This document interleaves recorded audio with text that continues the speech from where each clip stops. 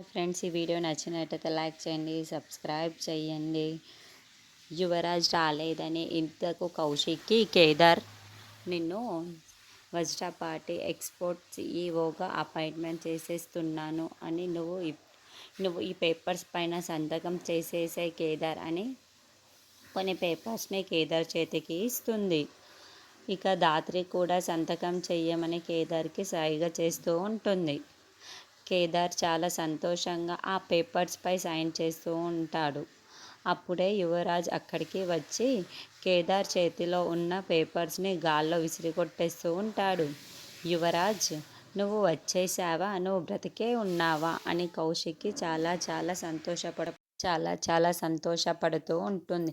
కానీ యువరాజ్ చాలా గర్వంగా అక్కడ ఉన్న కాఫీ టేబుల్పై ఉన్న కాళ్ళను మోపేసి, అక్క, నువ్వు ఇంతవరకు మాట్లాడిన మాటలు చేసిందంతా కూడా చాలు. ఇక నువ్వు ఏమీ మాట్లాడకూడదు. నేను వచ్చేసాను కదా, అంతా నేను చూసుకుంటాను అని యువరాజు అంటాడు. ఏంటి, మీరిద్దరు ఇంకా ఇక్కడే చూస్తూ నిలబడ్డారు? నేను వచ్చాను కదా, మీకు ఈ ఇంట్లో స్థానం లేదు, మీరు మర్యాదగా వెళ్ళిపోండి అని యువరాజ్ అంటాడు. ఒక్కసారి నేను చెప్పేది విను యువరాజ్ అని కేదార్ చెప్తూ ఉంటాడు.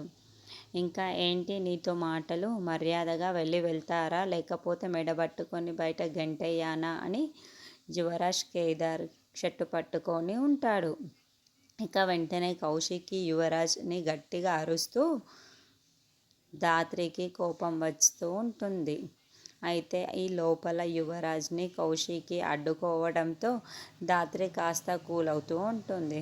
వెంటనే కౌశికి కేదార్ ముందు, ఈ పత్రం పైన నువ్వు సంతకం చెయ్యు కేదార్, నువ్వే ఈ కంపెనీకి సీఈఓగా అని మళ్ళీ కౌశికి ఆ పత్రాలని కేదార్ చేతిలోకి పెడుతూ సంతకం చెయ్యి అని చెప్తూ ఉంటుంది. ఇక వెంటనే రివాల్వర్ తీసుకొని యువరాజు కౌశికి పాయింట్ రేంజ్లో గన్ను గురి పెడుతూ ఉంటాడు. అక్క అనే లోపే పిలవటంతో ఒక్కసారిగా యువరాజ్ వైపుకు అందరూ షాకింగ్గా చూస్తూ ఉంటారు. అక్క, నువ్వు నా గుర్తింపుకు అడ్డుగా వస్తాను అంటే నేను నిన్ను అక్కనని కూడా చూడను. నీ ప్రాణాలు తీయడానికైనా నేను వెనకాడను. కాబట్టి నువ్వు నా పనులకి